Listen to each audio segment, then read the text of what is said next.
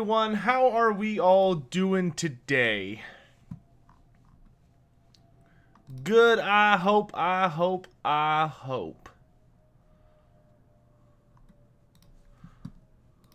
We'll be getting started here in just a minute. We're getting everybody in.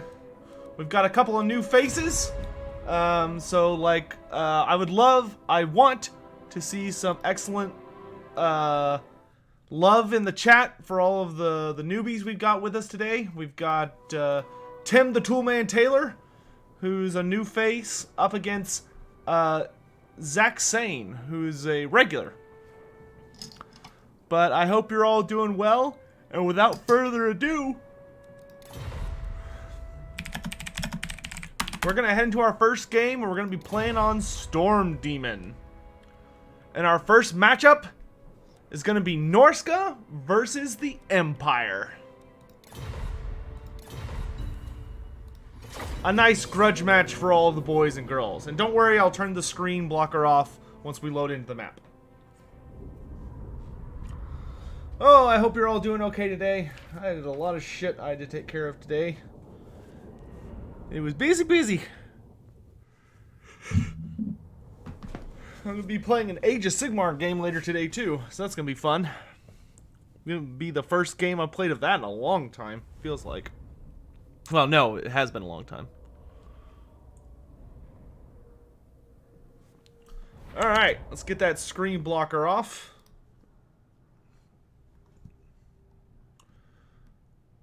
And by off, I mean moved. Boop. Alright, so we're here on the Storm Demon map. This is a tabletop tournament. Challenge of the Old Ones tournament. So let's start with the newcomer, Tim the Toolman Taylor. For his army, we've got 2 units of Armored Skin Wolves, one of which is the Maws of Savagery. We've got a unit of Femir Warriors, 2 units of Norscan Warhounds, one of which is the Beasts of Tashnar, 2 units of Marauder Hunters with Javelins. We've got a Shaman Sorcerer of Metal on horseback with, looks like Final Transmutation, Plague of Rust, Transmutation of Lead, and Searing Doom. And then we've got Wulfric the Wanderer on horseback with all of his abilities, but it looks like he does not have the Sword of Torgald, but he does have Hunter of Champions.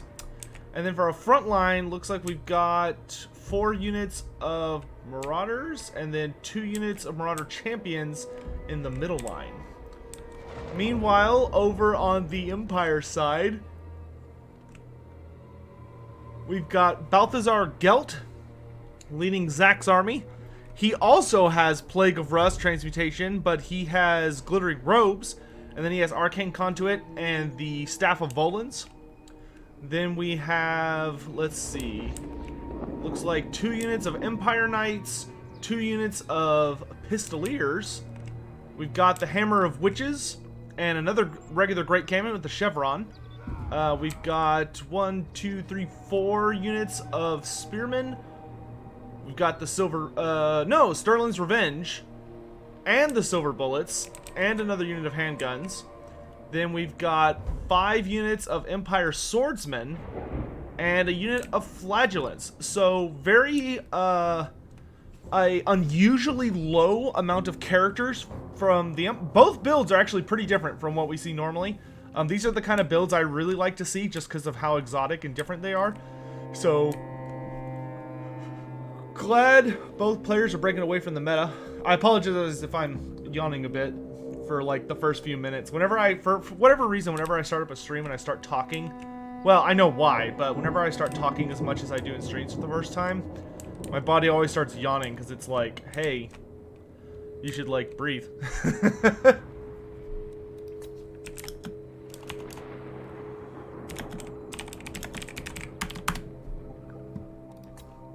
Alright, so very interesting build from the Empire here. I feel like it has been an eternity since I have seen an Empire player take only a single character.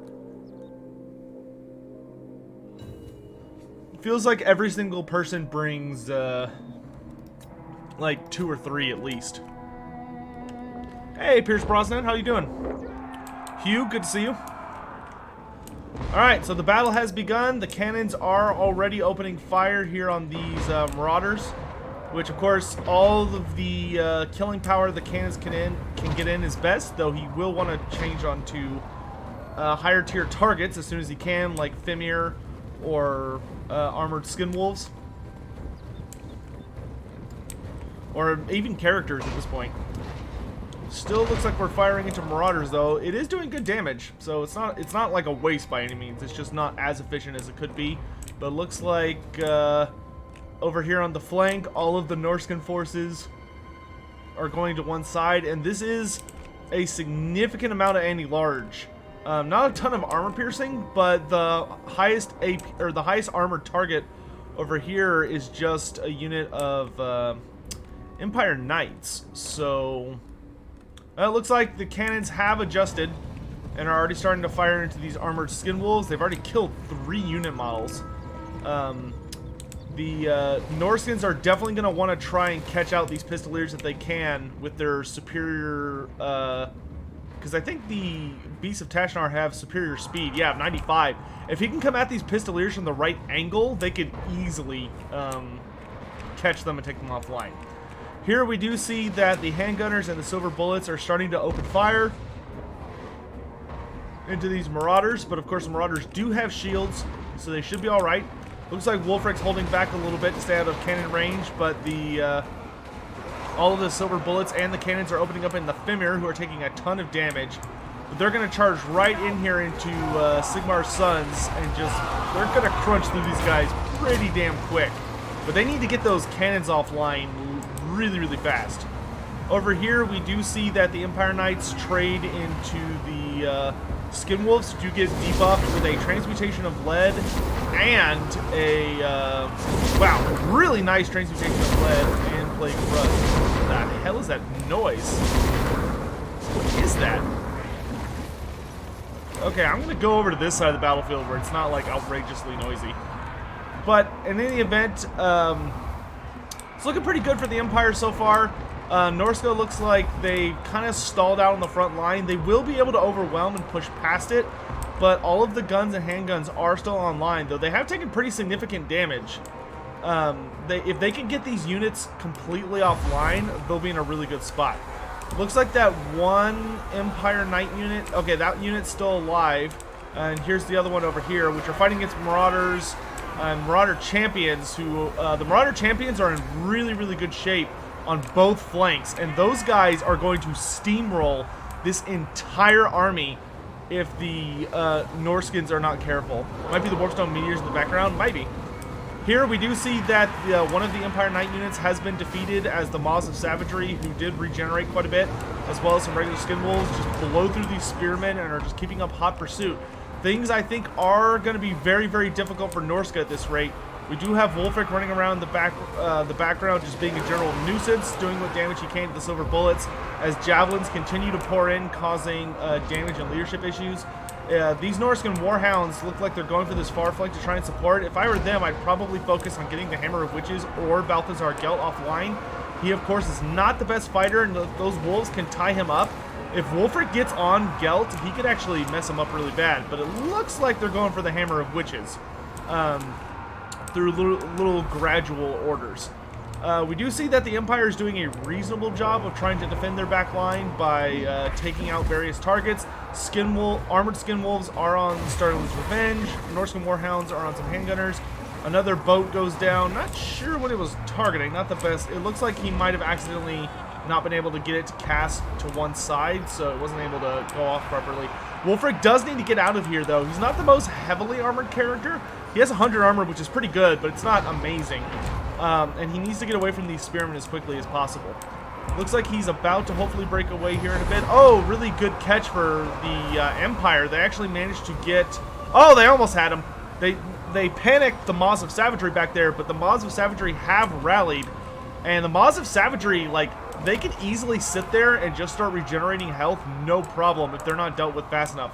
Here we do see the Norskins have pushed through. The Marauder Champions are all still in excellent health, and they just need to get into the fray as quickly as possible. And just do...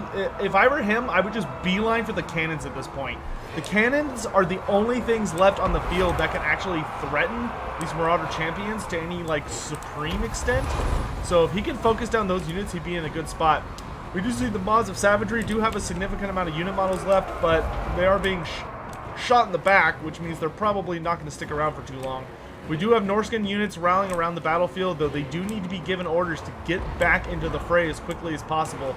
Same thing with the Empire. A lot of their guns are rallying in the back line. And although Wulfric over here is fighting against this cannon crew, that's really not where he needs to be. He needs to be over leading his troops, or he needs to be involved trying to hunt Gelt down. Instead, he's kind of stuck in a fight that he's not going to win very easily because he's kind of a small target, and he's not going to be able to just tear through these guys. And Wulfric does lose his leadership as his health is continuously drained just by constant shooting barrages. And with him gone, the leadership structure for Norsca is going to collapse. And that's going to be game one for the Empire.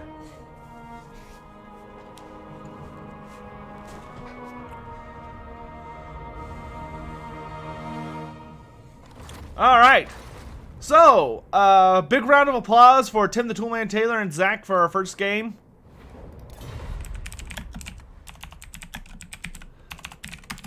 Was a fun match. Two pretty interesting different armies. I'm really interested to see what we might see from them in the future. But in any event, let's go ahead and update the scoreboard real quick. While I slap on one of these. Here, you go over here, and then I do that, and then move this down to there. And then our winner for round one is Zach. Skadoosh. All right, so next up, we have Dossict versus Reginald.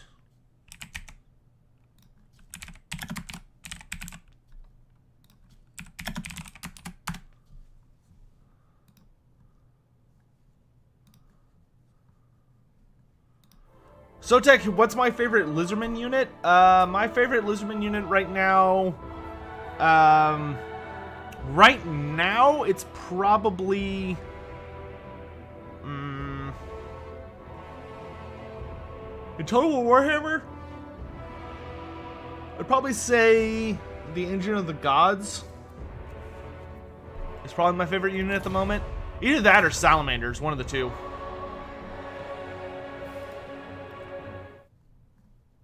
Alright, so let's invite Dossict. Find him.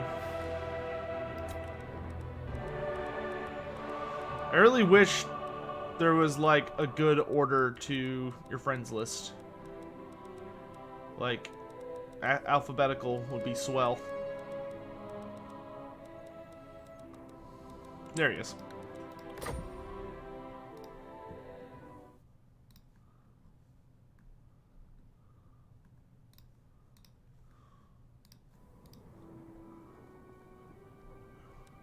Alright, let's go ahead and move the map.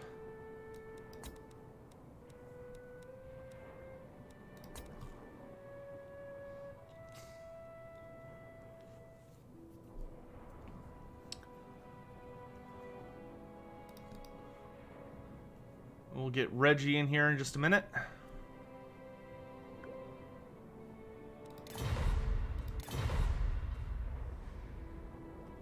Wait, did I mess up the... Oh, no. Okay. Huh. Well, I kind of goofed up the matchups a little bit, but that's okay. The world will carry on.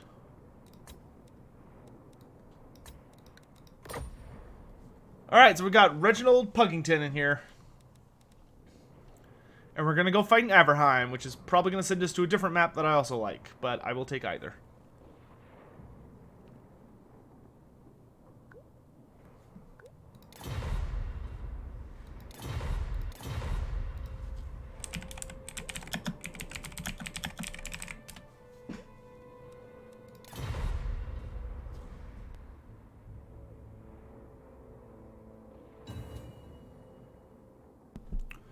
And we got a real grudge match here, ladies and gentlemen.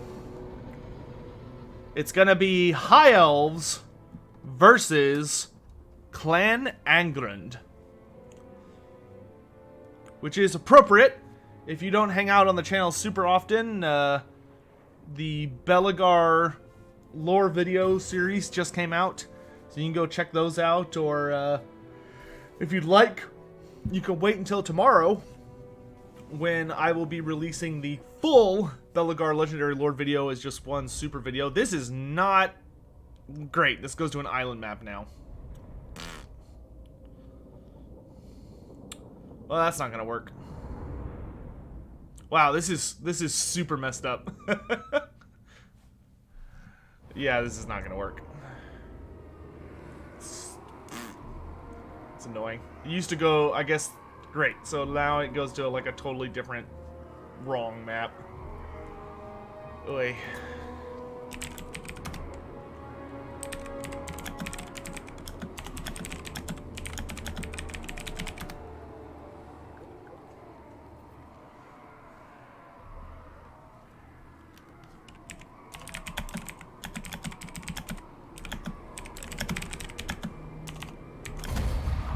Alright, we have to remake.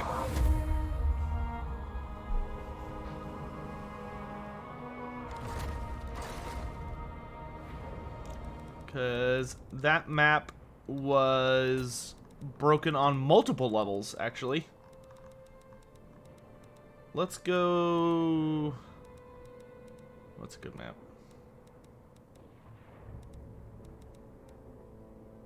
Where's my stupid thing?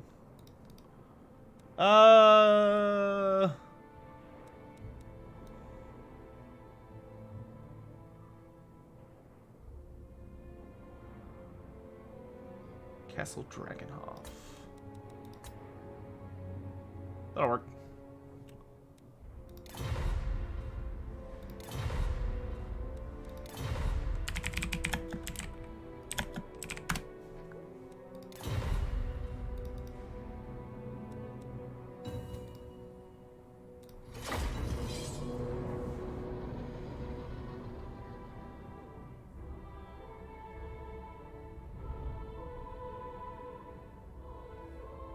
Well, Pierce, glad you enjoyed it. Alright, hopefully this map works. Yeah, I'll turn the screen off once we get into the proper map. Calm down. We had to remake. Alright. So let me move the screen blocker.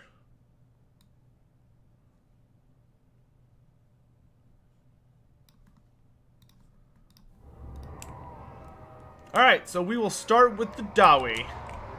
We've got 2 units of Rangers. 1 unit, we got Ulthar's Raiders here. Rangers with great weapons. We've got 2 units of Miners with blasting charges. We've got the Norgrimling's Iron Breakers. We've got Thunderers, the Dragonback Slayers, Dwarf Warriors, and the Grumbling Guard. So a pretty narrow melee line. We've also got a single cannon, and then we've got all sorts of spooky ghosts. We've got Throny Ironbrow here, with Hammer of Karak-Thraz. We've also got Rune of Wrath and Ruin, Rune of Oath and Steel, and Forgefire. Then we've got King Lun Ironhammer, and then Belagar Ironhammer, who's got all of his goodies. Alright, and then over here on the elf side of the field, we've got Teclis, who brought with him Chain Lightning and the Enfeebling Foe. Then we have... Who else do we have? We've got 3 units of Swordmasters of Hoeth, who those dwarves are not going to have a fun time against. 2 units of Spearmen. Looks like 3 units of Shadow Warriors. 2 units of Dragon Princes. And 3 units of Spearmen. And then finally we've got a Lore of Mage... a Lore of Light Mage with Bjorna's Time Warp. This is going to be pretty interesting, actually. Those Swordmasters are going to be pretty nasty to deal with.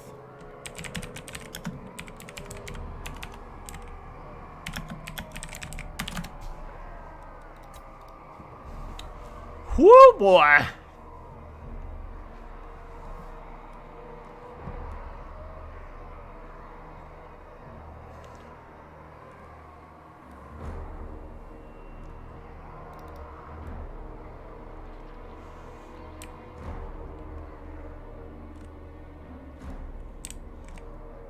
potentially some awkward conversations about to happen in this little forest.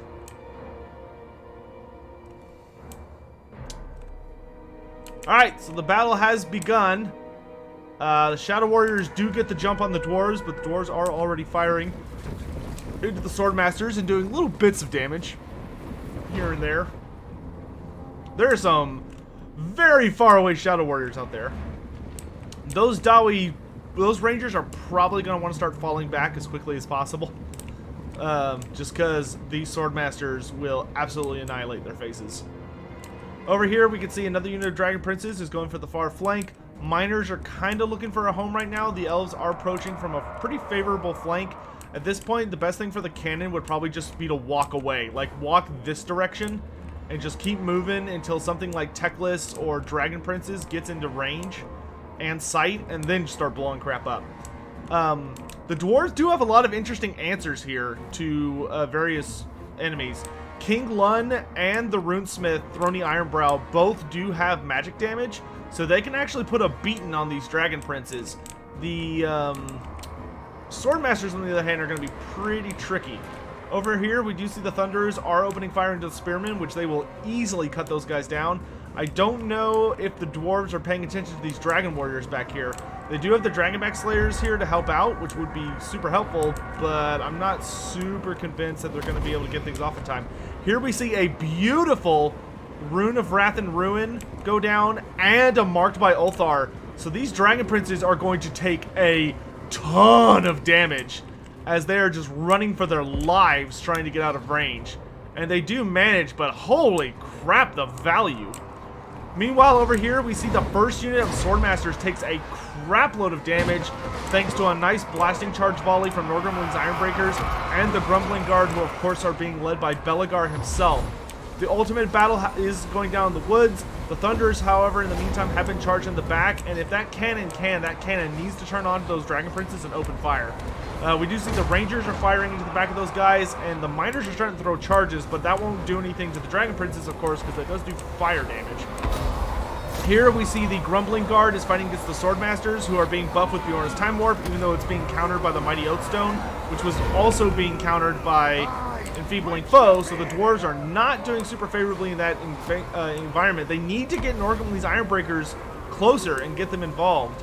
Dosic seems to be struggling a little bit to micro his guys. One of the best things he can do at this point is just go for a full committal in the forest. His cannon's gone. There's no way he's going to be able to maintain that. What he really needs to focus on doing is just maximizing his damage and fight in the forest to reduce, if not eliminate, the effectiveness of these Dragon Princes. And he also needs to make sure to get all of his troops in the forest as quickly as possible, just to start overwhelming individual High Elf units without giving the Shadow Warriors easy targets to pick off outside of the forest. Here we do see the Rangers are starting to focus in on Teclis, as is King Lun Ironhammer, who's coming for some revenge. And it looks like we're about to see a Chain Lightning. And oh, it's going a really nice direction for the Elves. Goes straight into Norgrimling's Ironbreakers and does a ton of damage. The Dwarves do manage to dodge it as it keeps going. But yeah, that did a bunch of damage to Norgrimlings. Over here, we do see the cycle charging for the Dragon Princes is starting to pay off. The Rangers and the Slayers are being caught in a truly nasty amount of crossfire between the different Shadow Warrior units. And these Dwarves really need to focus on these Shadow Warriors, start making them fall back, and at least get them to waste their ammo, if not chase them off the field entirely. We see Belegar has taken a crap load of damage from those Swordmasters just beating on him. And although he's falling back to try and deal with Teclis, like, he has been beaten bloody. It's kind of dangerous him going for Teclis right now. Hopefully he has another Revenge Incarnate, or else he's just going to get spanked when he comes over here. And there are still completely unengaged Shadow Warriors who are now focusing on Belegar, trying to get rid of his leadership. Though the Elves do need to be careful that they save a couple of solid damage, because there are two unbreakable characters on the field who can fight to the bitter end if they're not careful. And Enfeebling Foe is kind of the only thing that's like gonna make them vulnerable, because they are ethereal. So it takes magic damage to do sincere damage to them. But the Shadow Warriors are mostly out of ammunition. one Shadow Warrior unit, or Swordmaster unit, is pretty much offline. Another one is very weak, but things are looking really, really dicey for the Dwarves. This unit of Swordmasters is literally full health, and one unit of Swordmasters is easily going to be enough to take down what's left of this entire Dwarf army, unless the Dwarves pull something miraculous out of their butt. But I really think the Dwarves didn't prepare properly for that back line of Dragon Princes. And if they had maybe had like the cannon firing on them the entire time, he got such a good catch with that Rune of Wrath and Ruin followed up by the Mark of Ulthar, and really could have capitalized on that, but unfortunately wasn't able to in time. And I just don't see a way that Dossic's army can possibly win this. Teclis is riding after Belegar to try and finish him off. Some of the Shadow Warriors still have enough ammunition to be an annoyance, especially to like the Norgrimling's Ironbreakers and the Grumbling Guard. And when Belegar goes down, that's going to cause pretty severe leadership issues for like the remainder of the Dwarf army. And there falls Belegar. The King of Eight Peaks is no more. And with the King of Eight Peaks down, we do see leadership effects starting to spiral out of control across the army. Norgrimling's Ironbreaker is actually holding up really well despite the triple team they're dealing with, but they do eventually break. The Grumbling Guard is broken. All that's left at this point are the unbreakable units, so the Slayers and the double ethereal characters. But even though this Ghost Boy here is ethereal, he has literally no armor. He has armor of 0. Except for right now he's got Oath and Steel going, which puts him at 30. So even though he has very high physical resistance, these guys are still going to cut through him like butter. Just because like he's not mitigating that much damage. He's only mitigating a decent amount of damage. So once the Dragonback Slayers are down and everything, yeah. So Dossic does go ahead and surrender the game there because the only thing keeping his army, or the only reason he was still fighting was because of unbreakable units. So I think that was a very appropriate moment to surrender. Great game to both players. The Dwarves had some phenomenal catches there. They caught this Swordmaster unit with a ton of blasting charges and did a ton of damage. This Dragon Prince unit got eviscerated in the beginning. But unfortunately, that back unit of Dragon Princes kind of single-handedly won the game. Like, they just took a ton of stuff offline and Dossic just wasn't able to respond to it in a meaningful time. So with that, Reginald will be moving on to the next tier. So let's update the scoreboard while I get the next group of players ready, which it's Washtub versus Hit by a Tree. Such fascinating names we have here. Whoop. And some of y'all might see ads. I'm trying to experiment with ads in live streams. So if you see an ad, don't freak out. It doesn't show up for everyone. It only shows up for some people. All right, so it's Hit by a Tree versus... Who was it? Was it Washtub? Nope. Yes.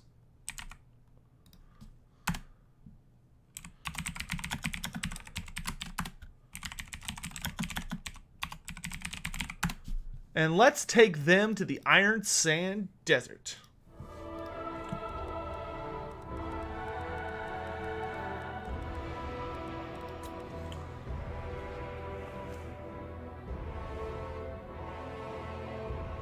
Alright, we've got both players.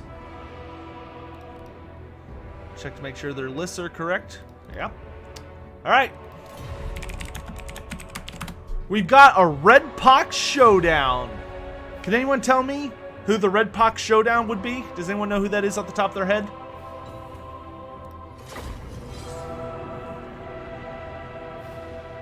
Who is my favorite Skaven character? My favorite Skaven character lore-wise is easily Thankful. Like, Thankful is my favorite by far. Second favorite, which the rest of them are all fairly close for me. My second favorite is probably Throt the Unclean. In Total War Warhammer 2, my favorite Skaven character is, Skrulk. Well... Yeah, I'd probably go with Skrulk. Bretonnia versus Skaven! 1,000 points to Shayna's Imperium. Alright, so let's do that. I knew you were a lore master of class and sophistication. Alright, so let's take a look at the armies here. So, from Washtub, who is another newcomer in this, in the Challenge of the Old Ones / Tabletop Tournament, as it's more commonly known. I want to see a lot of love in chat for all the newbies we have this week. Let's see. So, for the Bretonnians, we've got 2 units of Peasant Mobs, 2 units of Battle Pilgrims, 2 units of Peasant Bowmen with 2 Chevrons. We got, looks like 1 unit of Foot Squires. We've got Albrecht de Bordelot with his Trident and all of his abilities. We've got a single unit of Royal Pegasus Knights. Then we've got 2 units of Spearmen at Arms, 1 unit of Foot Squires. We've got a Damsel of Life with Earthblood, Regrowth, Shield of Thorns. Then we've got the Knights of the Lionhearted, the Champions of Quenelles, 2 units of Mounted Yeoman Archers, one of which is the Wardens of Montfort. Meanwhile, over here with the Rats, we've got 3 units of Skaven Slaves, 2 units of Clan Rats with Spears, 3 units of Rattlers with a Hell Pit Abomination. Then we've got 2 units of Warblock Jezzails, 1 unit of Rattling Gun weapon teams. Ugh, I'm just tripping over myself. Then we've got, wait, is that just those 2? Yeah. And then we've got, looks like 4 units of Clan Rats with Shields, a Warlock Engineer with just armor and Howling Warp Gale. And then we've got Lord Skrolk, the man himself, with his summons, and looks like all of his items and abilities. So, pretty nasty Skaven army, to be frank. Super nasty Skaven army. Bretonnians are definitely going to have their hands full.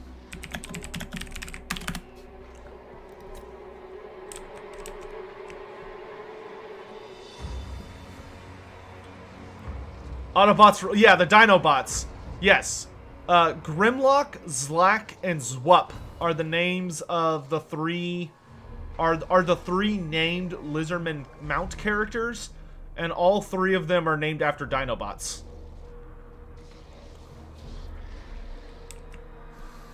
Alright, and we're off. The game has begun. Alright, the Skaven have opened fire, and since they are in range, they do not need to move. They are shooting peasant mobs, so not the end of the world for the peasants. The peasants are doing their job. They're eating bullets for their great and magnificent lords.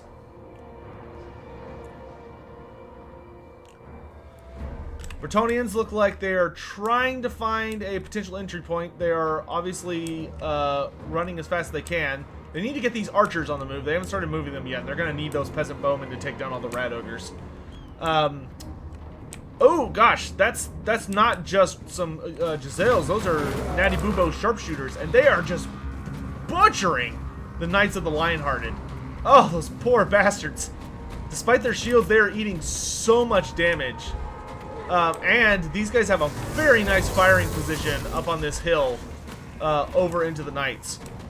Yeah, the Bretonnians definitely need to get in there as quick as they can. These peasant archers, unfortunately, are still kind of in the back. I feel that Washtub may have used the Alt button to organize his troops, which unfortunately will not... if you miss 2 units, they'll just kind of stand around. Here we do see that the Bretonnians do charge in, hoping to take advantage of the Skaven being distracted. And they do get a little bit of a charge on the Rat Ogres, doing just a tiny bit of damage before they get the hell out of there as the Skaven Slaves and Spears turn around. And it looks like they're going to have a pretty clean disengage. Maybe one Pegasus gets a little slow, but it looks like he's going to make it out of there in a second. Here we do see the Bretonnian front line charging all the way in.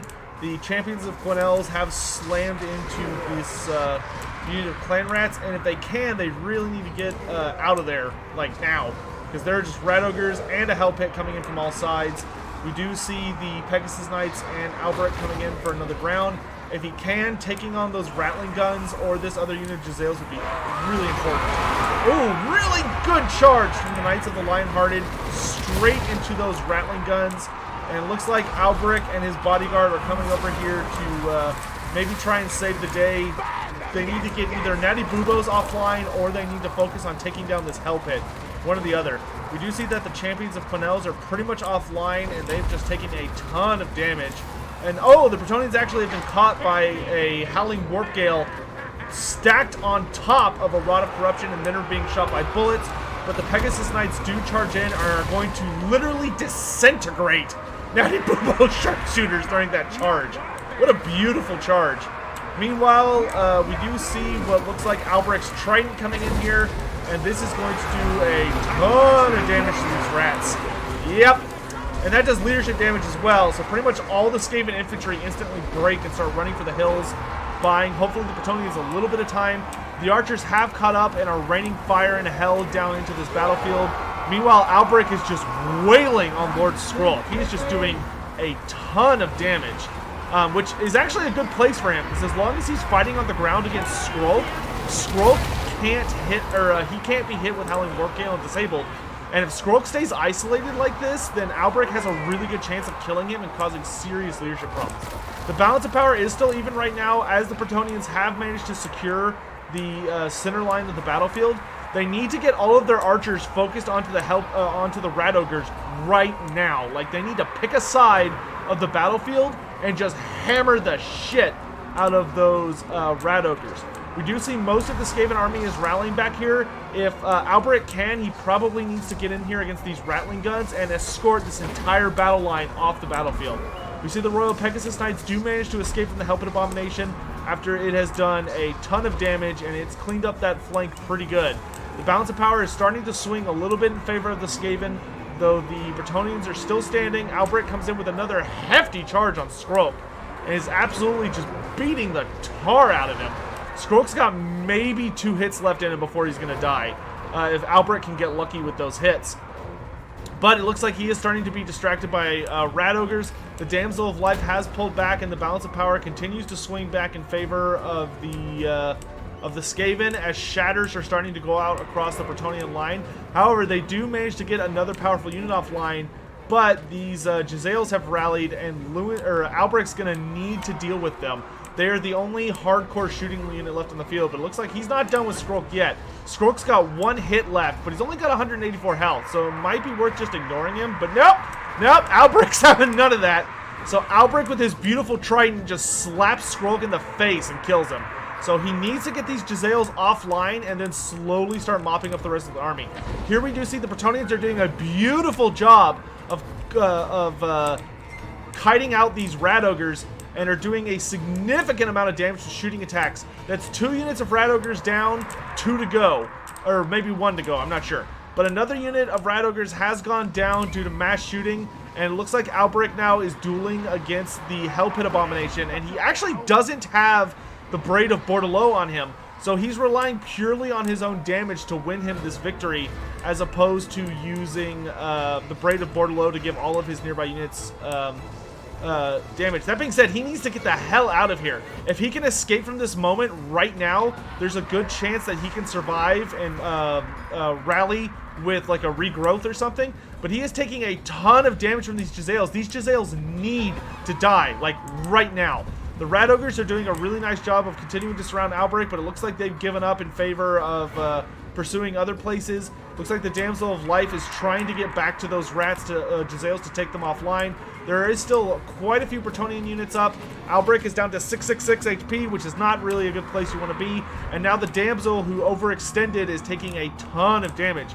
There is still a lot of shooting coming in from the Bretonnians, but they gotta get these Jezzails, man. You gotta get the Jezzails offline. If the Jezzails are online, they dominate the battlefield, and control is going to go in the Skaven's favor.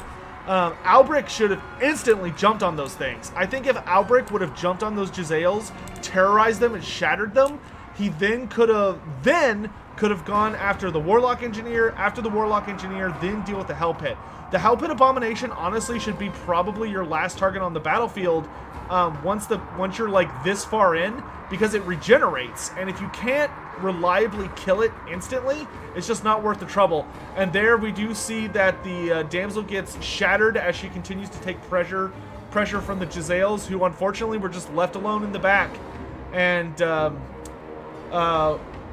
Washtub put up a hell of a fight, but I think what ultimately screwed him is that he went after that Hell Pit Abomination way too early. If he had finished taking out the ranged troops of the Warlock Jezzails and then focused on getting rid of the Warlock Engineer, the Skaven army would have completely fell apart leadership-wise. He had such a good play there. I mean, Washtub played really well. He just got way too focused on taking down a big objective as opposed to focusing on what the core aspects of the army are. And that's a really good show to demonstrate that even though the Bretonnians took a lot of significant early losses, their front line was beefy enough thanks to these battle pilgrims and foot squires that they chewed through the Skaven army with no problem. Like, the Skaven had that easy, and then Outbreak came down, started curb stomping Skaven left and right, and I really, really think Washtub would have won that game if he had finished off the Jezzails before he got into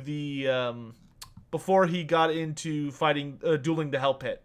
Because you can't, with a lord like that, you can't duel a Hell Pit without life magic supporting you. But really, really, really good game. Really well played. So let's go ahead and start working on the next match. Boop. So for the final, match, we've got, who is it? Rigson and Zero. There's some familiar names.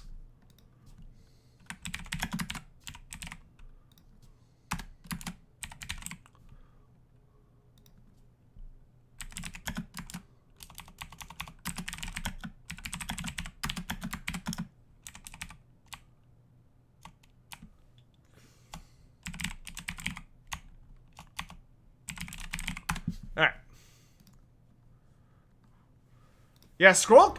Well, the thing about Footlords, like Skrulk, is Skrulk's a caster character, so he's really, really effective despite being on foot. But one of his, like, big weaknesses is that if Footlords don't get tossed around and they have fairly bad melee defense like Skrulk does, they will get curb stomped by monstrous lords. Usually what saves them is they get knocked over, so there's like a whole phase where they're not taking damage. But Albrecht was actually doing a really good job of just keeping Skrulk standing and just slapping him constantly. So he managed to kill Skrulk really fast. Plus, it looked like Skrulk did not have a Liber Bubonicus to answer Albrecht, because I'm guessing he fired it off on one of the cav units to get rid of him. Because if you use it on a unit that doesn't have a lot of models, like a wounded cav unit or like Royal Pegasus Knights, the Liber Bubonicus does tons of damage. Gorbals can be good now. Like, you can make Gorbals really good. But you kind of have to build around them. And you have to know how to use them really well. Alright, and for today's final quarterfinal, we've got Vampire Counts versus Skaven. Do you think they should have some sort of trade mechanic to stop Footlords getting smacked around? The Footlord conundrum is pretty perplexing. It's a difficult one to solve without like fundamentally changing how the game works.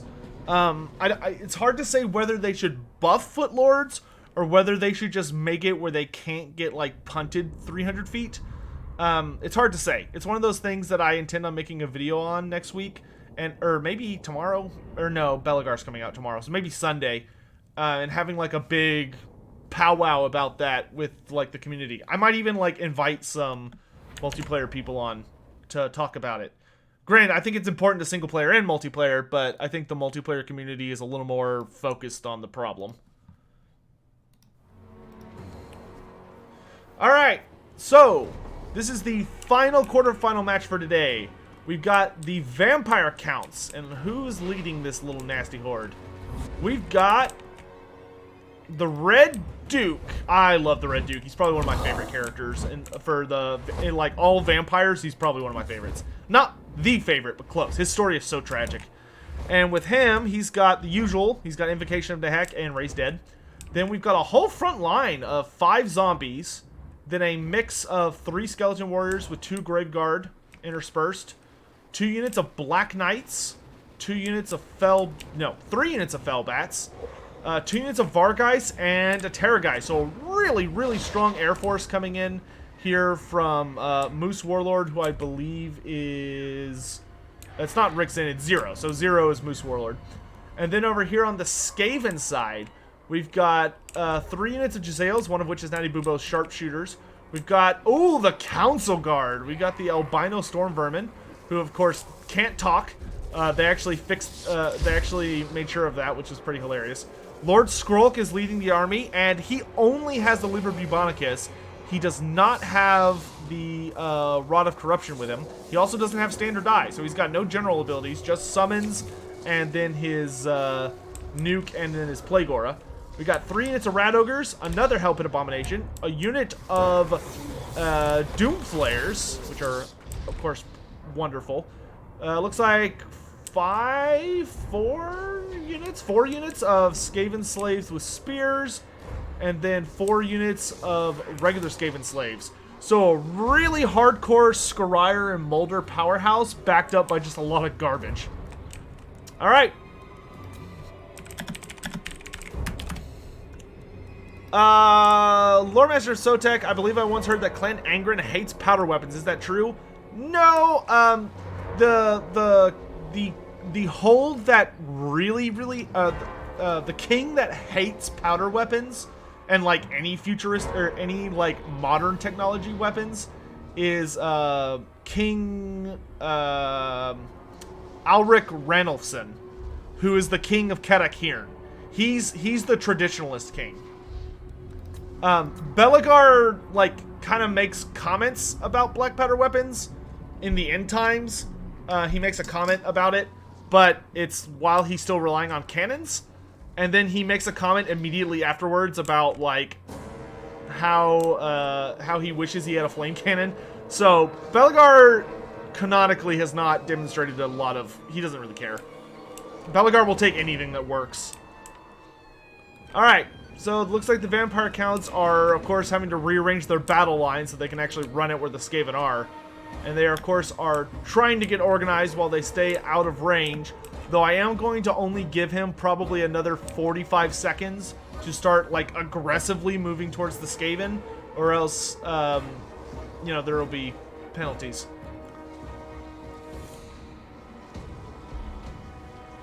We don't want this match to drag out too long.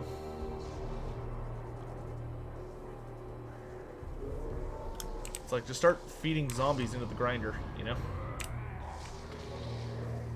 Alright, I'll give him another 15 seconds.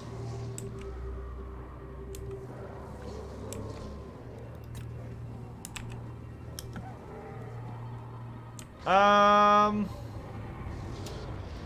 mean, there's...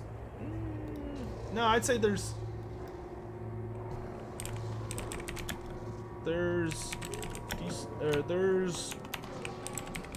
enough room, but both of you need to get moving. Remember, both are attackers until shooting weapons in range, at least.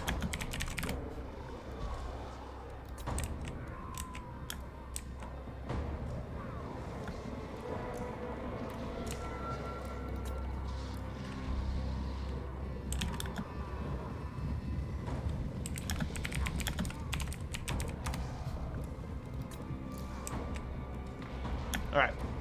I'm gonna give the Vampire Counts another 30 seconds, and if he doesn't start moving, I'm gonna forfeit the match. So he's got until 7 minutes, or 17:15. If by then he's not attacking, then I'm gonna force him to surrender, because he's gotta do stuff.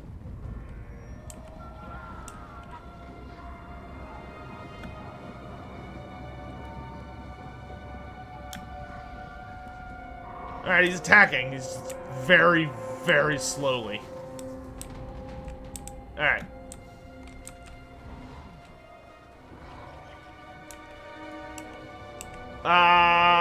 Kodioff? Yes, I've been keeping up with Age of Sigmar lore. I actually enjoy Age of Sigmar to an extent. There are issues I have with it, but most of that is from its first year, not its current stuff. Alright, so here we see the Red Duke is taking a pretty substantial amount of damage. Most of the vampire counts are now in range, and they're moving in, just not quickly, but that's what happens. That's what happens when you have a zombie front line, is you can't move too quick. I have suffered those pains myself when I play as Heinrich Himmler. Because when you play as Himmler, it's good to take a lot of it's good to take a lot of zombies, but they are just not getting anywhere in a hurry. Here we do see the Jezzails have open fire on the Grave Guard, which really sucks for the Grave Guard. Because, of course, the Grave Guard only have bronze shields. And the thing about Jezzails is they apply Shield Breaker.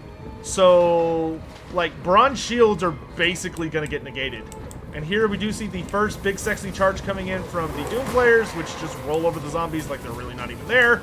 And then they proceed to roll over the Grave Guard even easier.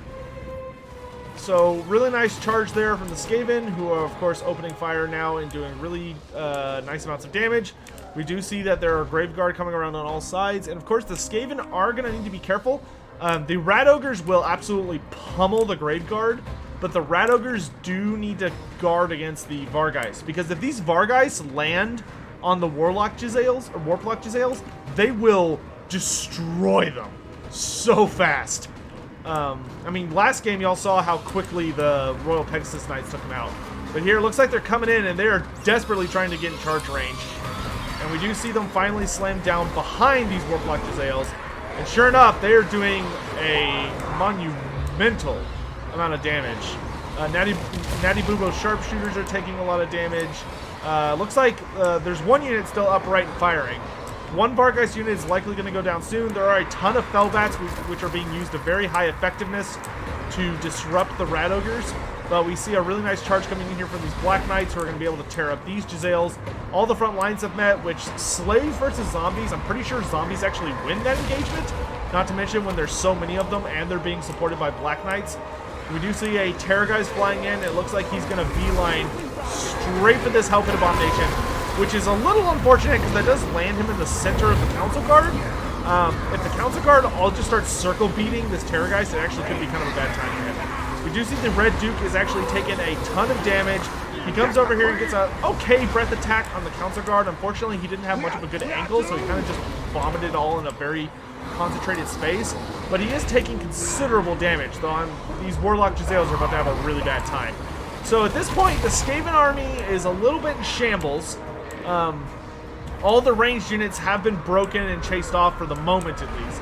The Council Guard is, of course, still holding strong in the center of the army and keeping Skrulk alive, even though it looks like that Terrorgeist wants to take a big chunk out of him. So, Skrulk's trying to deal with the Terrorgeist. We've got Doomflayers pretty much single-handedly holding up the Skaven front line. There are Plague Months summons going down, but you only get 2 of those, and they are on a timer.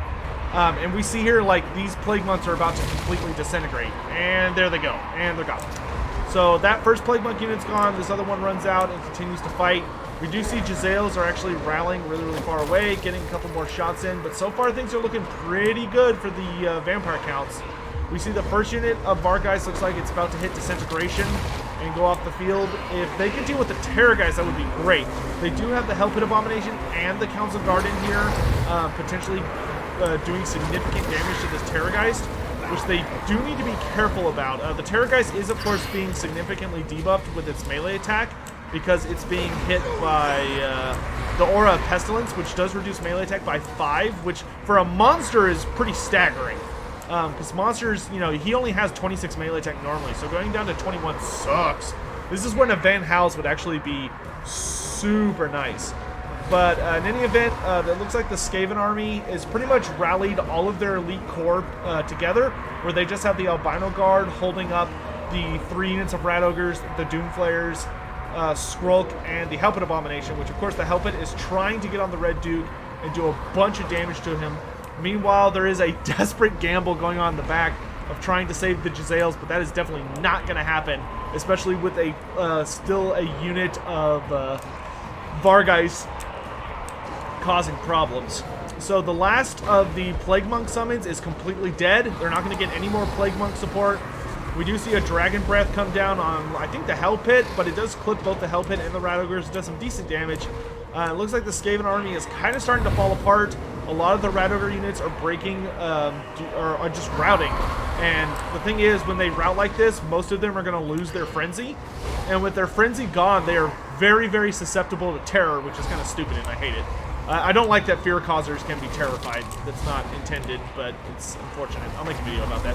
Anyway, so the Red Duke, though, is getting pummeled on pretty hard by this Hell Pit Abomination. But this Hell Pit Abomination is literally the only thing still holding this army together besides the Council Guard, who are, of course, unbreakable.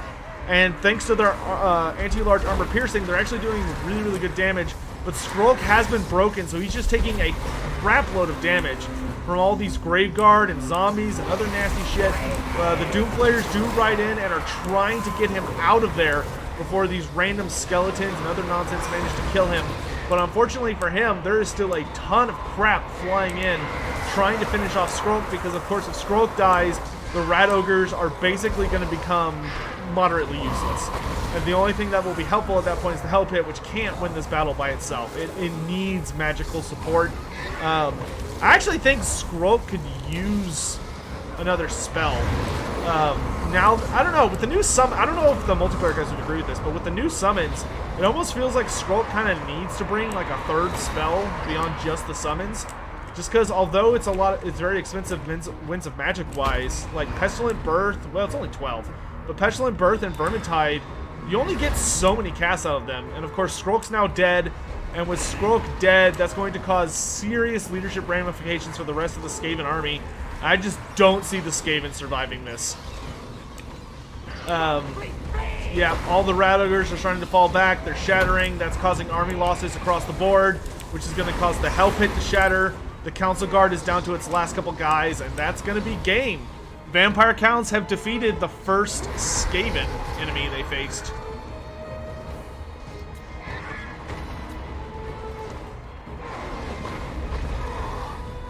Great game by both players. It's only really a matter of time until the Hell Pit dies. Unless by some miracle he lasts long enough to like kill the Red Duke. If he could kill the Red Duke, he might be able to pull it back, but I'm pretty sure that's not going to happen. Because there is still a full health Terrorgeist in here, wailing on this Hell Pit Abomination. Like, the Council Guard is pretty much the only thing preventing army losses at this point. If the Dragon Lord could, I'd probably just fly around and try and get in a Dragon Breath on the Council Guard just to get rid of them. But, I mean, that Hell Pit will likely keep fighting for right now, at least until the Council Guard are dead, unless there's some hidden Skaven unit. But all that's left is a single unit of slaves, and then the Doom Flayers. Oh, I said that. It looks like he just vomited breath at these guys. So over here, we do see that the Bar guys go for a Cycle Charge, and that Hell Pit is still... I mean, that Hell Pit is fucking earning his keep, man. Dude's got 117 kills and is fighting to the bitter end. We do see the Doom Flayers come riding in here, and of course their armor's going to be hyper high, but they're not the best for dealing with large targets like the Red Duke. And oh my god, is he going to die? That would be kind of hilarious. I don't think so. Looks like he throws down a summon, and there's army losses, and that's going to be game as the Council Guard goes down.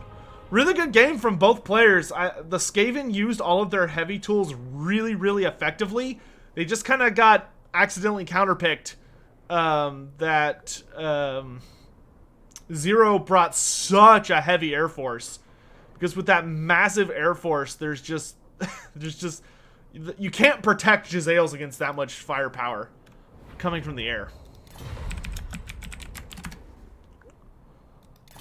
But great game to both players. So Rigson's going to be cut out early this time, which is a little bit of a surprise. Rigson's a great player, and he's been very successful in this tournament series. Which one of these is Zero? There he is. All right, so we are on to the first match of the semifinals. Boop. And it's going to be Zach versus Reginald.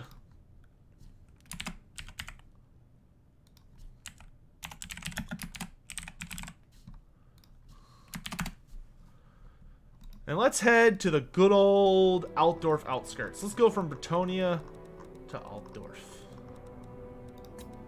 Actually, you know what? Let's go to something a little more different. Let's go to Iron.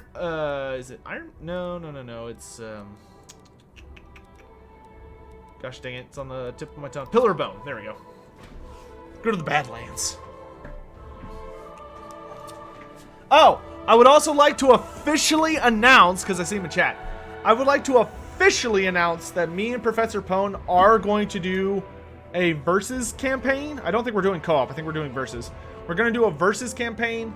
But I'm going to put up a vote today after the live stream about who I should play. Because I think Pone's playing Manfred, I think. Manfred or Gorst. But, we're gonna fight.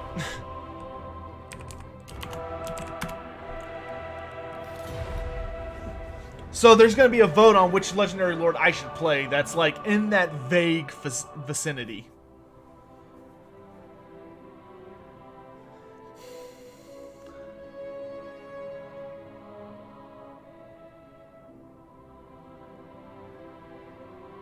Where will this poll be? It will be here on YouTube. It'll be on my community tab. It'll show up in like your subscription. It'll show up in like your feeds if you're on your phone. If you're not on your phone, you'll have to like go to the community tab. But I'll like about it on my Discord. All right, we're waiting for Zach, and as soon as Zach's ready, we will hop into the Pillar of Bone for High Elves versus the Empire.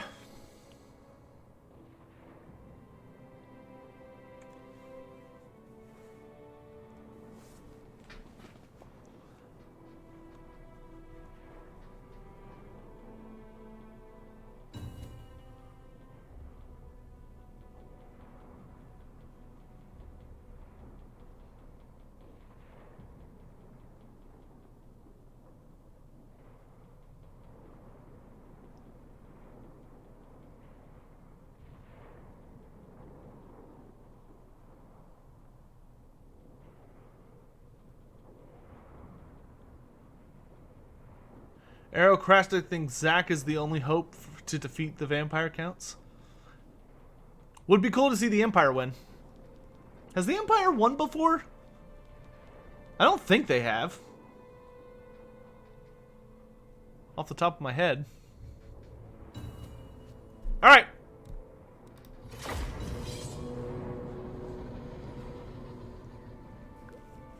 Undertaker, me too. Yeah, I hope it's I hope in Warhammer 3 it's just a multiplayer campaign. Like, if you choose to be allies, then fine, you can be allies. But yeah. Empire has won before. Okay. Which races haven't won yet? I have no idea. I have to go back and watch all of them. Like, skip to the end. Which I need to update the playlist now that I think about it. Alright, so here in the Badlands, we've got the good guy Rumble. And then the next semifinal is going to be another bad guy Rumble.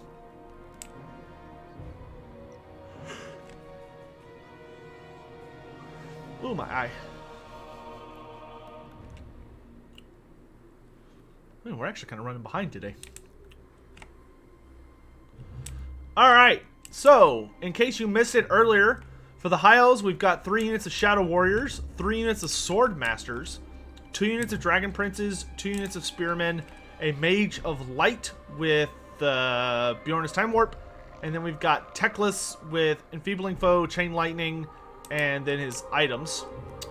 Meanwhile, on the Empire side, we've got 2 cannons, one with one chevron, yeah, and the other is the Hammer of Witches. Then we've got 5 unit of Empire Swordsmen, one of which is the Sigmar Sons. We've got, I believe, 4 units, yep, of Empire Spearmen. We've got 1 unit of Flagellants. We've got the Silver Bullets. We've got the Sterling's Revenge. We've got another unit of Handgunners. And the only character in this army is Balthazar Gelt on a steed with Transformation of Lead, Plague of Rust, and Glittering Road. And then finally, he's got 2 units of Pistoliers and 2 units of Empire Knights. I will say, these handguns, especially the silver bullets, are going to be death for the Dragon Princes and the Sword Masters if the Shadow Warriors are not able to get them offline fast enough. Like, it is just going to be rough.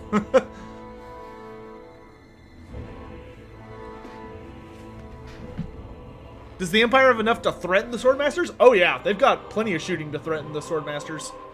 I think it's really going to come down to how effectively the Shadow Warriors are used.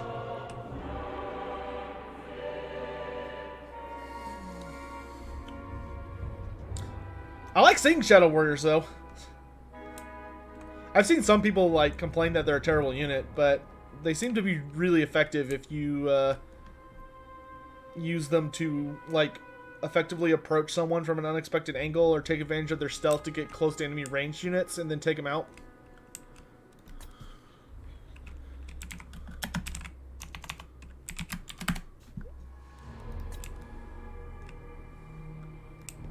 What artillery is that? It's 2 cannons. Yep. It's a Hammer of the Witches and a regular one.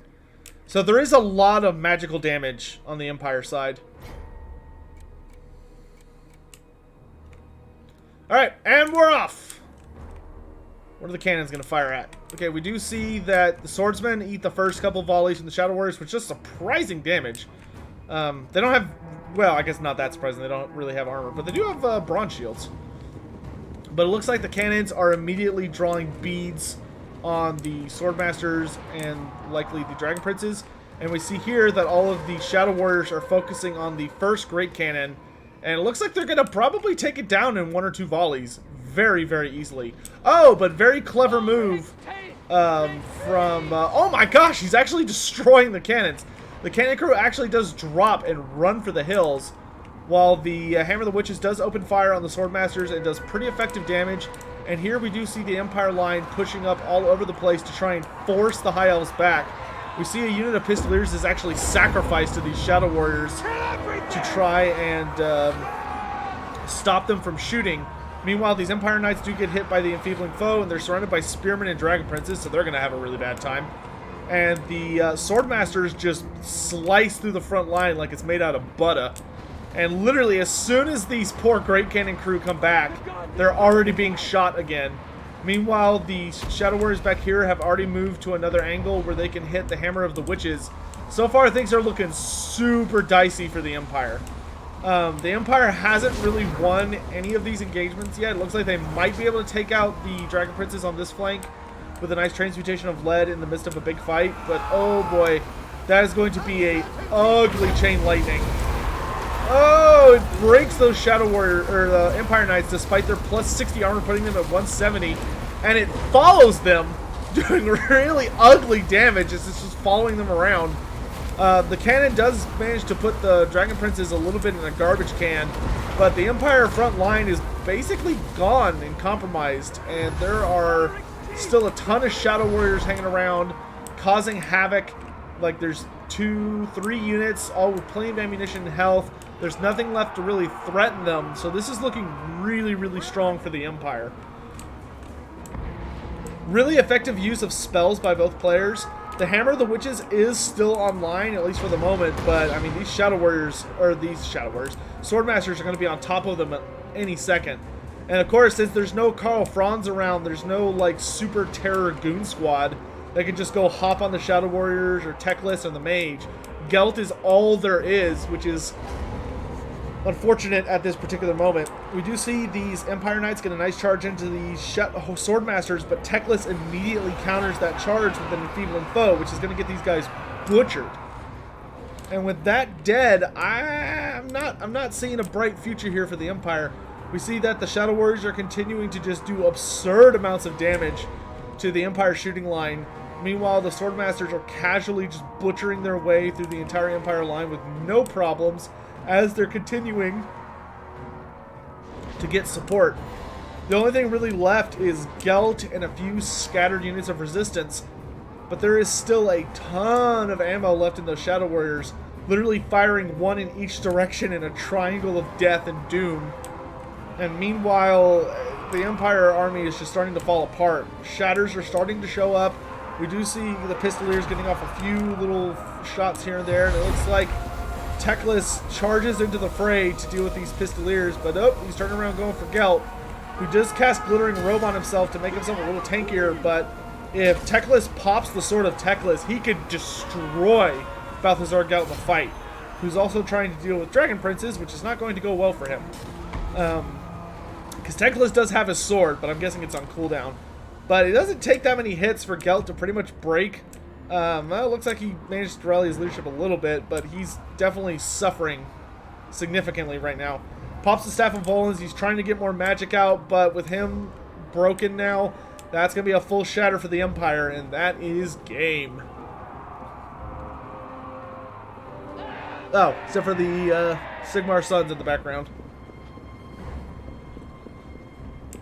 So that is going to be a swift and decisive victory for Reginald. The Empire had some good tools, but they just couldn't find a good way to deal with those Shadow Warriors.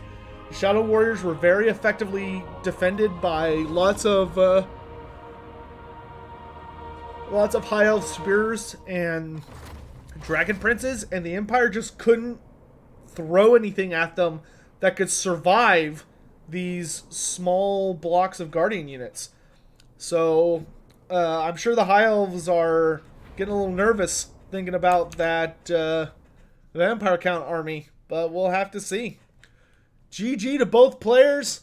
Excellent games. Excellent game to Zach and Reginald. But Reginald will be moving on to our finals. And with that, let's get to the next semifinal, which is going to be 0 versus Hit.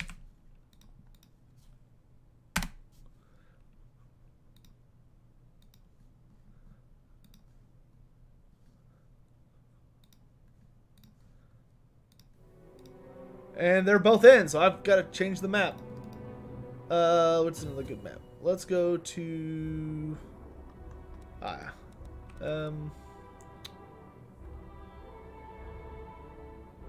Oh, I see one.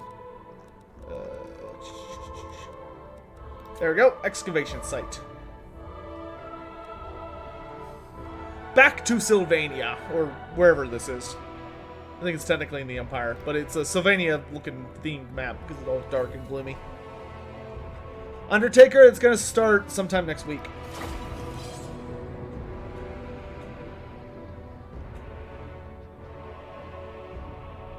Still need to buy all that crap.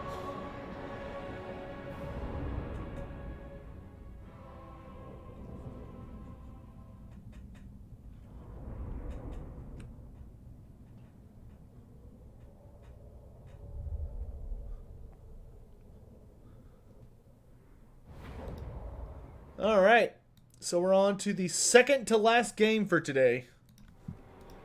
In case you missed it earlier, on the undead side, we've got Moose Warlord, aka Zero, who has a staggering air force of a Terrorgeist, 2 units of Vargeist, 3 units of Fellbats, 2 units of Black Knights, 5 units of Zombies, 3 units of Skeletons, interspersed with 2 units of Graveguard, and the Red Duke, with all of his nasty abilities.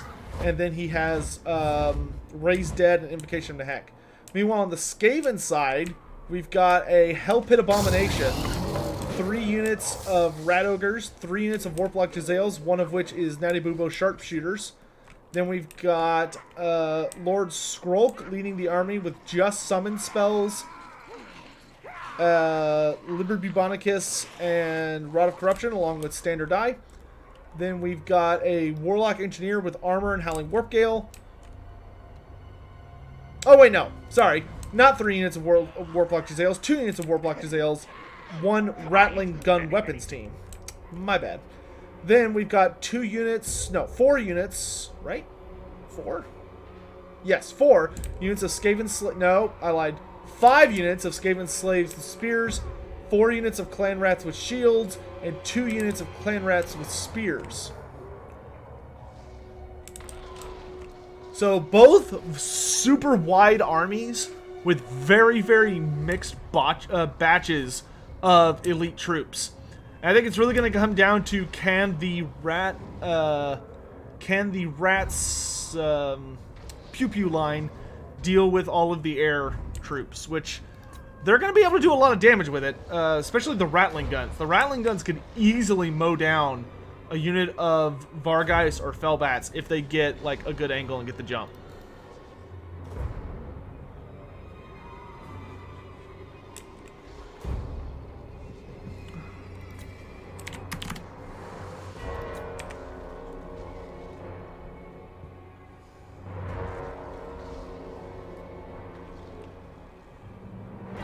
Who will win?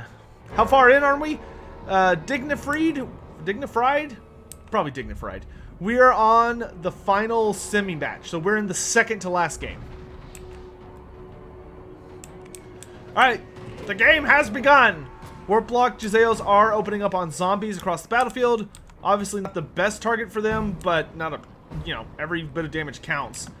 It's likely at this point they're either going to switch on to the ranged units or the Grave Guard. It looks like they're definitely going for the Grave Guard with Natty Bubo's sharpshooters.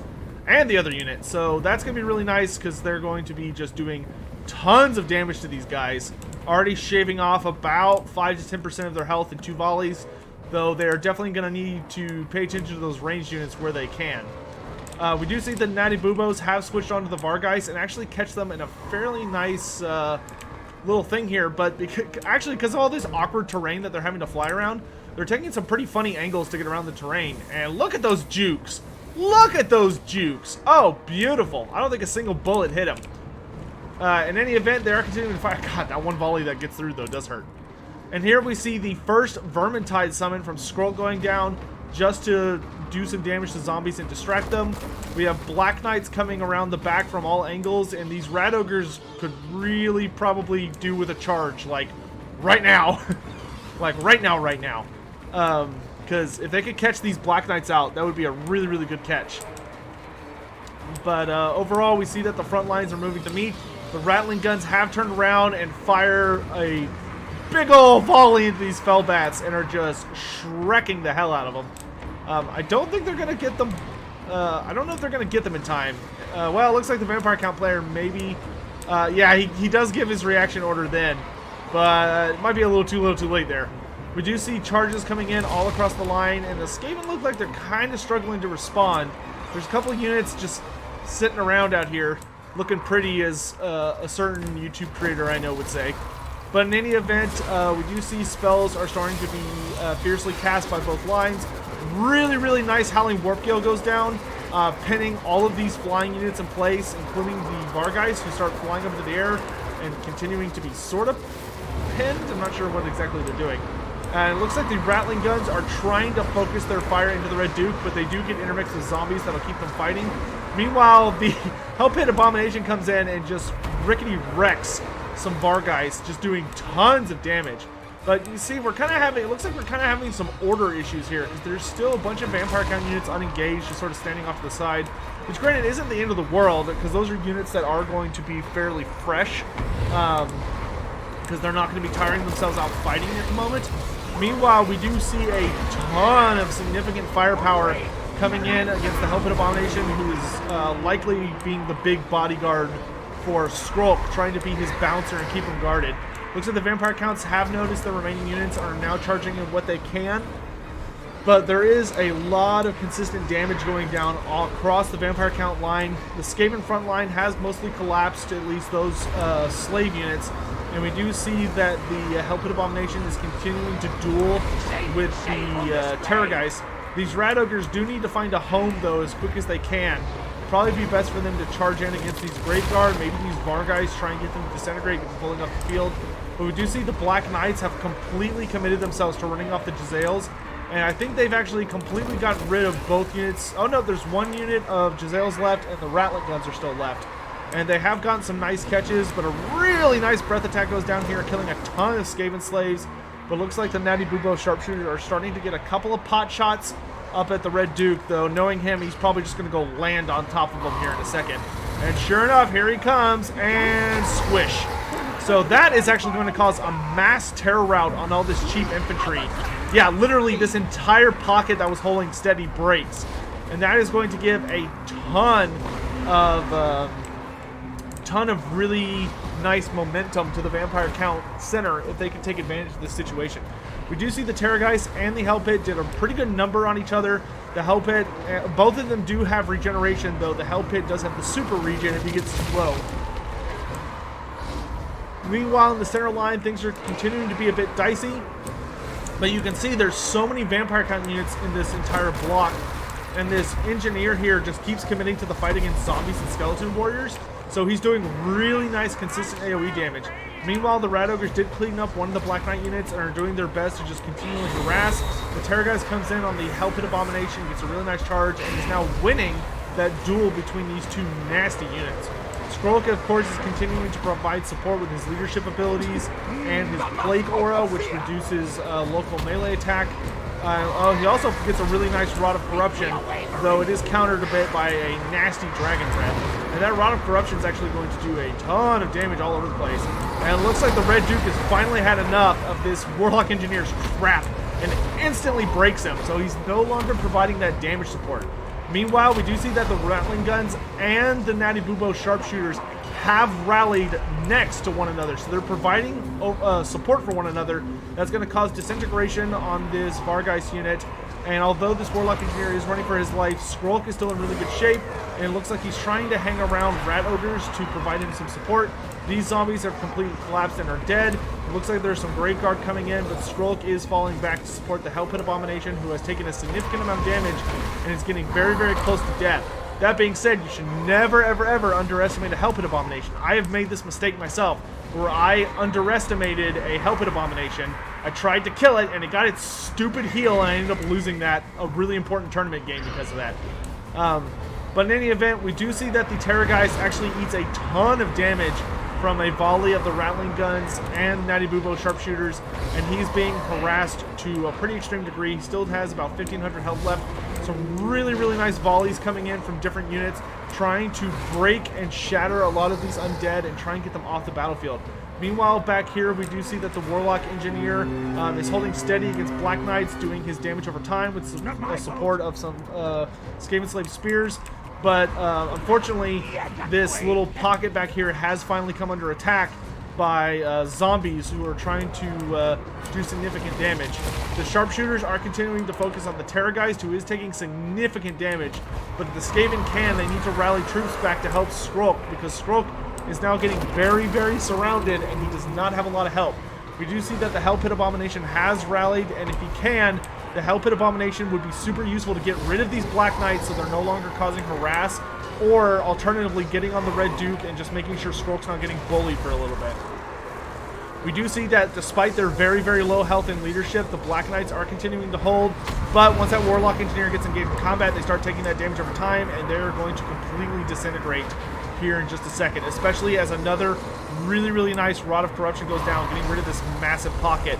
And here we see the Vampire Counts are focusing their efforts on the Hell Pit, because if they can kill the Hell Pit, oh, and down it goes! The Hell Pit's too horrible to die triggers, but he gets the wrong half of the 50%. So the Hell Pit Abomination, instead of fighting to the very bitter end, just dies. And when he dies, he did spawn a new unit of Skaven Slaves with Spears, but they're not going to hold out too long. Skrulk breaks, and because of that 50-50 coin flip, I'm pretty sure that's going to be game for the Skaven, and they are going to, unfortunately, not be able to claim victory this day. There are a few isolated pockets still holding out, but the Warlock Engineer is being focused down by a very angry Terrorgeist. The Red Duke is still in perfect health and can easily use Elves and Summons to drag himself to victory if need be. But Skrulk's looking in really bad shape. There's only one unit of Rat Ogres still left on the entire battlefield. And the Red Duke can easily solo everything that's left, I honestly think, without too much issue. Especially being a big, scary Kara causer. The Terrorgeist is pretty much at its healing cap, but I just don't see the Skaven turning this around after the Hell Pit Abomination unfortunately got the wrong 50-50. Which that's kind of the danger for Hell Pits. You know, they get down to like that last 10 or 5% of their health, and when they reach that tiny amount, it's a 50-50. Either they're going to heal like a couple thousand health instantly, practically. Not instantly, but very close to instantly. Or they're going to just die, and that's what happened. So Zero played really, really well. So did Hit by a Tree. They've both been playing exceptionally well in this tournament. Really, really good plays from both players. I mean, Hit by a Tree, despite the fact that the Air Force was kind of well designed to deal with his army, like the Vampire Counts clearly brought an army that was thinking of dealing with a lot of Skaven Pew Pew, because I imagine that's fairly popular in the meta right now. But unfortunately, they weren't quite able to turn it as big in their favor as they like. And it's only a matter of time, unfortunately, now until that Terrorgeist, yep, takes a big old chomp out of Skrulk. And Skrulk is dead. So all the Red Duke really needs to do, if the Red Duke literally flies into this pocket, he will instantly Terror-cause everybody, and that's game. Well, not even the Red Duke, the Terrorgeist, but it's the second they get within range, all these guys are just going to break. Like, they don't even have to fight if they don't want to. But, yep, there it goes. They get in range. Everybody starts getting terrified, which leads to shatters, which leads to game. Great game by both players, but, Zero did kind of luck out when I randomly drew the matchups for today, that he ended up going up against both of the Skaven players. I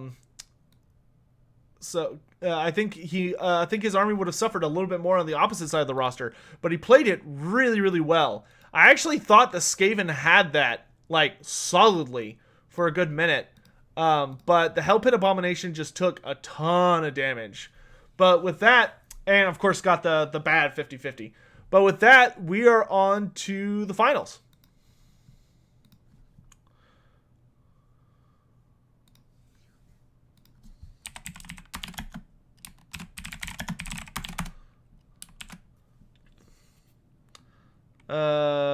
Who is it? Reginald, that's right.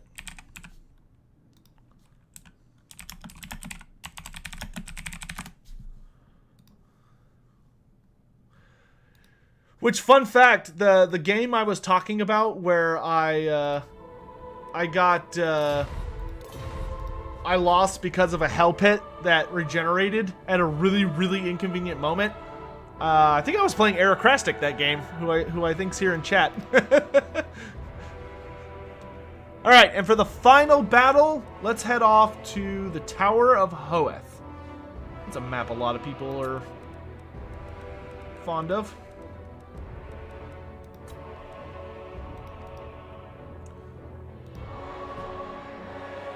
That game broke my heart. I had Aracrastic, I had him on the ropes, my Lizardmen were beating the tar out of him, and then his Hell Pit Abomination was just like, nope. And my back line just got annihilated. It was rough bananas. Alright, so the High Elves are going to be trying to defend their magical home from the predations of the Red Duke. This is the final match for today.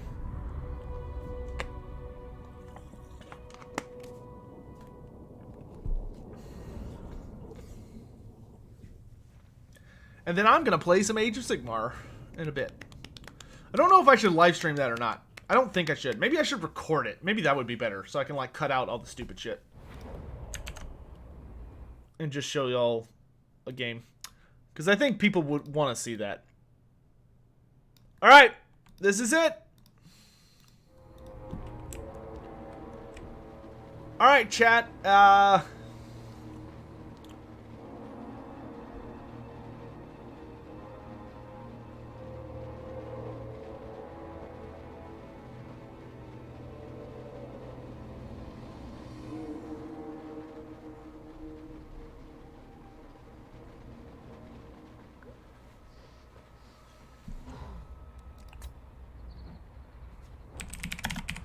So just real quick to go over the armies. We've got a Terrorgeist, 2 units of Vargeist, 3 units of Fellbats, 2 units of Black Knights, 3 units of Skeleton Warriors, 2 units of Graveguard, 5 units of Zombies, and the Red Duke with Invocation of Nehek, Raise Dead, and of course all of his abilities. Then on the High Elf side, we've got 3 units of Shadow Warriors, 2 units of Dragon Princes, 3 units of Sword Masters, 2 units of Spearmen, a Mage of Light who only has Bjorn's Time Warp, and then Teclis, the Lore Master of Hoeth himself, who has Enfeebling Foe, and... wait, no, not Enfeebling Foe. Oh, no, I was right. Enfeebling Foe. And Chain Lightning.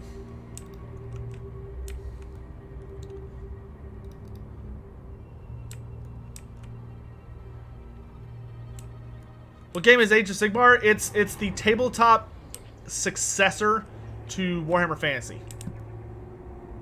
You'll see it later. Don't worry about it. We're probably not gonna live stream it because I'm gonna have to like be talking to somebody the whole time, and I haven't played since 2nd edition, or started. So I haven't played in a long time. So I'm gonna be like constantly checking the rules and shit.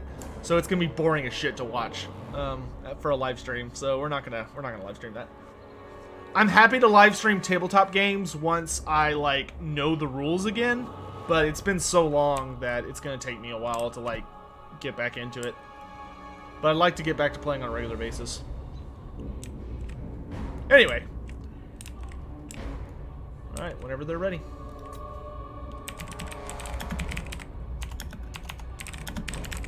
What armies? Normally I play Seraphon, but I've been collecting Nighthaunts. So I'm going to be playing with my Nighthaunts today. Play with Spooky Ghosts.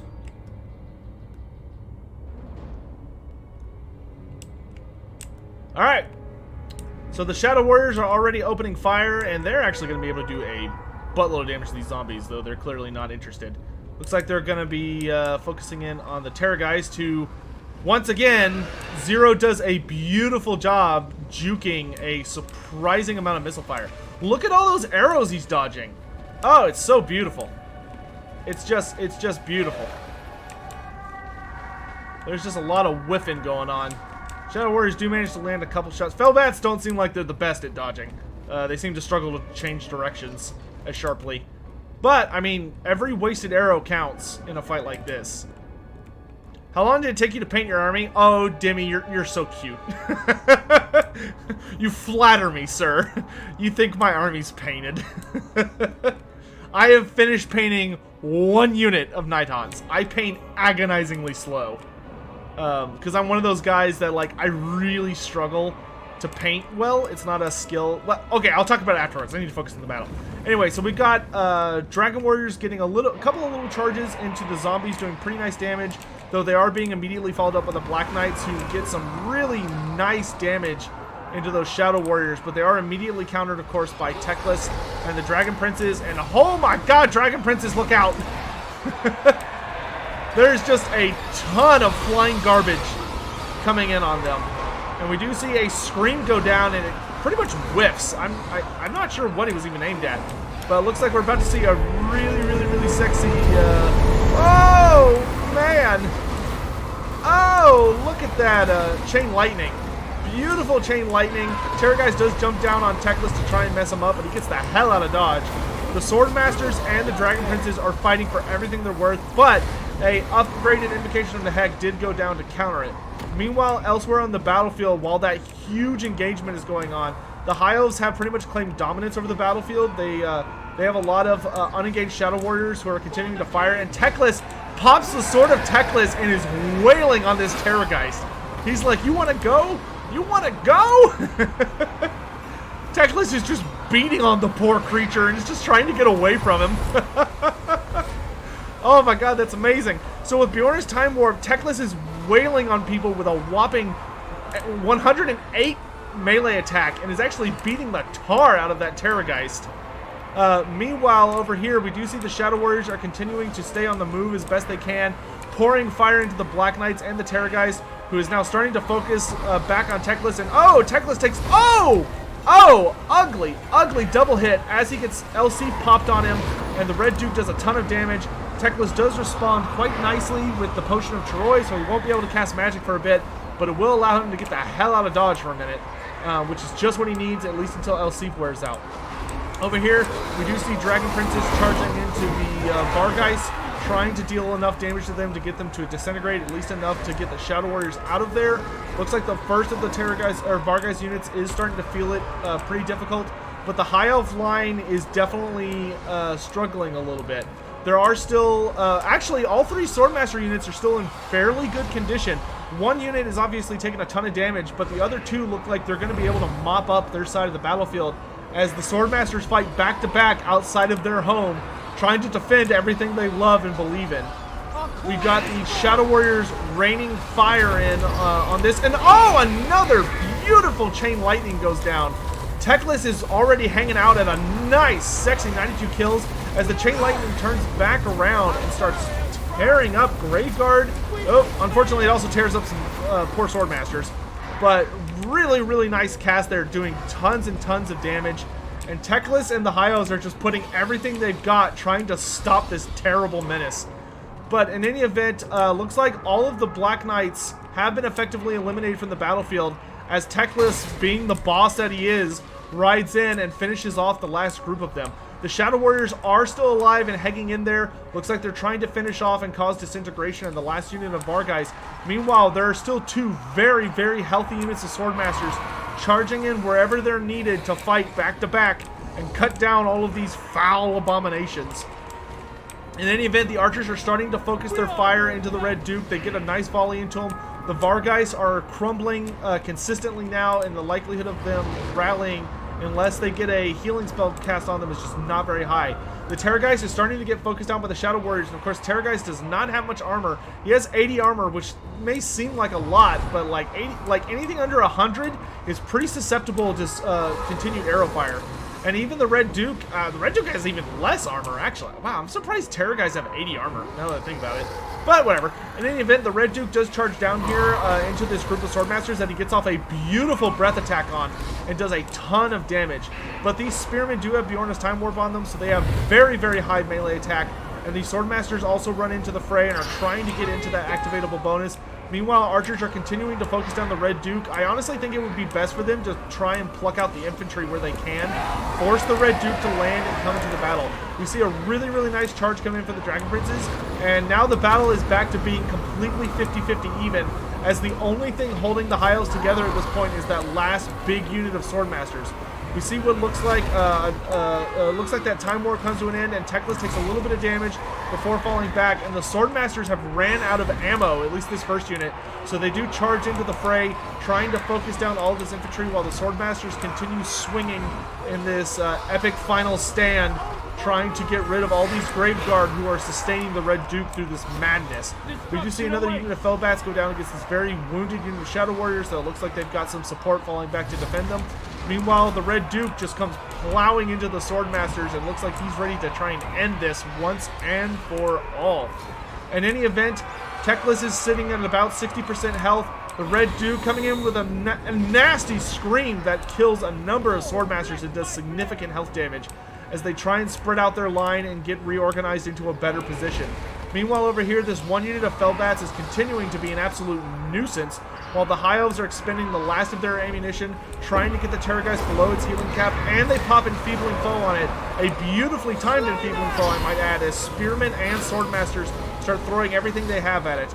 Two units of Swordmasters are still standing, trying to cycle charge into the zombies, who of course are summons, but they are not able to... they're not unbreakable, so that will matter. Meanwhile, we do see these Swordmasters run in to fight against Manfred von the Red Duke, who is continuing to summon new, fresh units of zombies to defend him. But the Spearmen have rallied and are charging back into the fray as we are getting an Avengers Endgame level of Final Destination battles here. The Terrorgeist does re-engage and is trying to get these Dragon Princes off the field, but of course the Dragon Princes are very high-tier cavalry, so they do have very high leadership, and the Terrorgeist has completely reached its healing cap by this point, and he is still taking chunks of damage from every volley these Shadow Warriors put into him. And the Shadow Warriors are now cycle charging, and the only thing left on the entire ground is one unit of zombies. The balance of power is still 50-50 even as the Red Duke nears his healing cap, but he does get a beautiful breath attack down into these Spearmen and Swordsmen, doing very strong, consistent damage, and the last of the Vampire Count infantry dies. So, all that's left now are the two tyrants themselves, the Terrorgeist and the Red Duke, outside the gates of the Tower of Hoeth as the Elves put everything they have into just kind of this epic final stand. And it's looking promising for them as there's only these 2 big beasties left. And there are a ton of Elves, and they still have magical support. But it's not over yet, as the Red Duke does have a considerable amount of health and can summon reinforcements if need be. The Spearmen are, of course, pulling a lot of weight, and the Terrorgeist is looks like he's trying to get to the Dragon Princes to apply his poison and do a significant amount of damage, but they are completely surrounded here. And the Terrorgeist is still moderately hanging in there. He's not crumbling, so his leadership is remaining strong for now. And of course, all these units are terror causing, so if they deal enough damage, they can cause a substantial mass panic here. But in any event, the Red Duke is looking really, really dicey, and he is still completely surrounded. He does manage to kind of fall out, but a beautiful Bjorn's Time Warp goes down, and the Elves are just wailing on this Terrorgeist, with all of them having at least 40 plus melee attack, 60 plus on most units.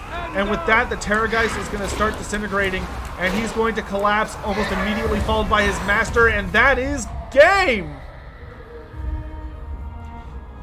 So Teclis, a wizard I have not seen on the battlefield in a really, really long time, manages to pull it out with some beautiful chain lightnings, a hilarious, honestly, Sword of Teclis where he was running around beating the crap out of a Terrorgeist that had tried to snipe him out, and just really great plays by both players.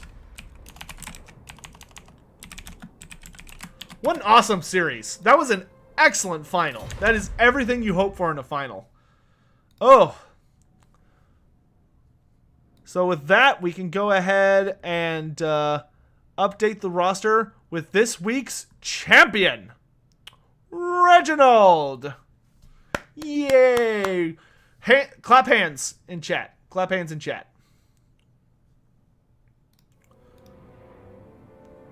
Couldn't he just cycle charge the Red Duke for the win? So God of Gabos, once you're down to single entities, you have to stay in the fight. You cannot cycle charge if all you have left are monsters. You have to go in and fight to the death. Just for the sake of keeping games fair. But in any event, thanks to all of our players for today's series. It went really, really well. We had a couple of new faces who got to try their luck, and I think they both played well, and I hope to see Washtub and Tim the Toolman Taylor back in future rounds, because we always like getting new faces on here.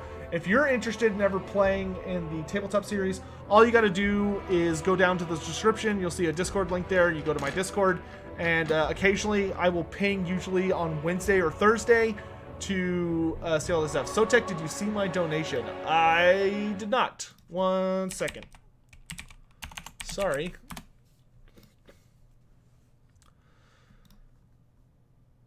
But thanks again, everyone. Let me check this real quick.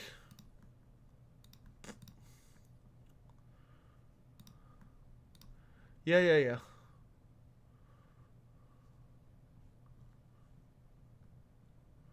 Cold says, I'd like an AOS stream so I can watch it in the end. Cold Rage, I will happily record the game, but I'm not going to live stream it.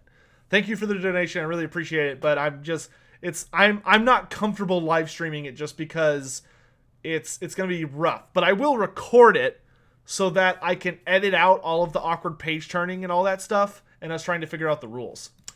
But in any event, thank you all so much for watching. I'm going to play like a couple of ads with the outro music. So if you want to support the channel like for free, just hit that like button and hang around for a few seconds, watch a couple ads. If not, that's cool too. Thanks for coming by. Have a great day. I appreciate you. We'll see you next week for another version or for another week of the tabletop tourney, and maybe tomorrow Turin. I think Turin might be doing a tournament tomorrow, but if there's not a Turin tournament tomorrow, we might be back for a new style of tournament tomorrow. Like a tabletop tourney, but it's even more tabletop or intense. So might start tomorrow, depending on what's going on. But if not, then it'll start off the day, next week. In any event, playing ads now. I'm going to play a couple of them till the song's over. Peace!